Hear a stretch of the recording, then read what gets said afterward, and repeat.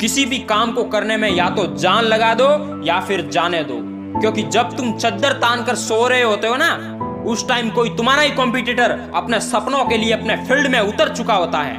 और जब तुम 2 घंटे की नींद पूरी करके 2 घंटे बाद रजाई से पैर बाहर निकालकर अपनी मम्मी को चाय के लिए आवाज लगाते हो, तब तक उस बंदे का कॉन्फिडेंस बढ़ चुका होता है और वो तुम्हारे से कई गुना आगे निकल चुका होता है। इसलिए एक बार फिर के दोहराता हूं कि या तो जान लगा दो या फिर जाने दो।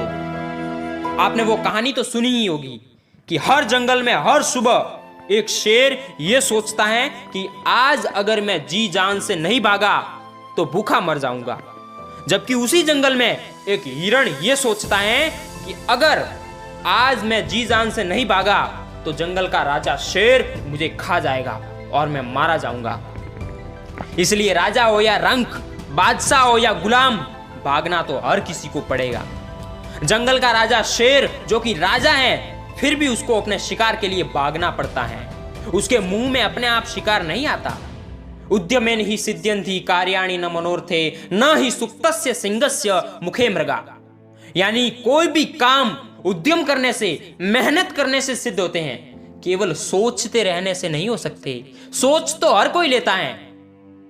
मैं भी सोच लेता हूं कि अमेरिका का राष्ट्रपति बन जाऊं, लेकिन नहीं बन पाते।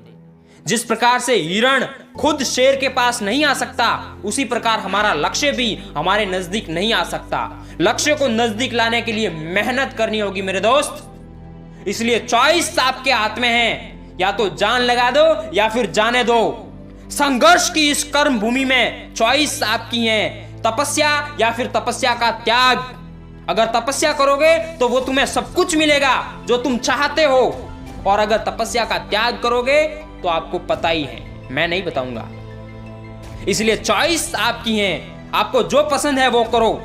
या तो अपनी लाइफ से कॉम्प्रोमाइज करना बेटर है कि जो चल रहा है वो सही है, या फिर उठो, जागो, कंफर्ट जोन को बाहर फेंको, मेहनत करो और अपनी लाइफ को बदलो। किसी ने क्या खूब लिखा है कि जो पानी से नहाते हैं वो सिर्फ अपने लिबास को बदलते हैं, लेकिन जो पसीने से नहाते हैं वो अपनी तकदीर को बदलते हैं। इसलिए चॉइस आपकी है, सिर्फ पानी से नहाना है या फिर अपने पसीने से नहाना है। मेरे दोस्त, मैं आपको बात बताना चाहता हूं पंछियों के उस राजा बाज की। पंछियों का राजा बाज जिसकी उम्र करीब करीब 70 वर्ष की होती है, लेकिन जब वो 40 साल का होता है ना, तब उसकी लाइफ में एक ट्विस्ट आता है। ट्विस्ट ये है कि जब वो 40 का होता है तब उसकी चोंच जो है जिससे वो अपना शिकार करता है वो बहुत बढ़ जाती हैं और आगे से मुड़ जाती हैं। अब वो शिकार नहीं कर सकता। उसकी चोंच आगे से काफी हद तक मुड़ जाती है। उसके बाद जो उसके पंजे होते हैं, यानी कि उसके जो नाखून होते हैं, वो टेढ़े हो जाते हैं और वो अपना शिकार नहीं कर पाता।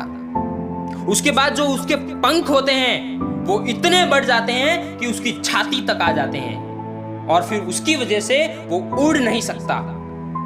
लेकिन इस कंडीशन पर बाज के पास सिर्फ 2 चॉइस होती हैं कि या तो वो भगवान को कोसता रहे कि ये मेरे साथ उसने ऐसा क्यों किया और फिर मर जाए, क्योंकि जब खाना खा नहीं सकता, शिकार कर नहीं सकता, उड़ नहीं सकता, तो फिर मरेगा ही ना।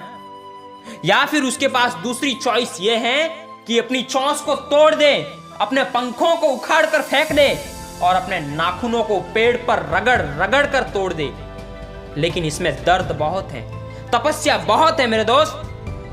माय डियर फ्रेंड्स, सोचने की बात यह है कि जो बाज एक पंछी है जो कि ना समझ है, फिर भी सेकंड कंडीशन को फॉलो करता है।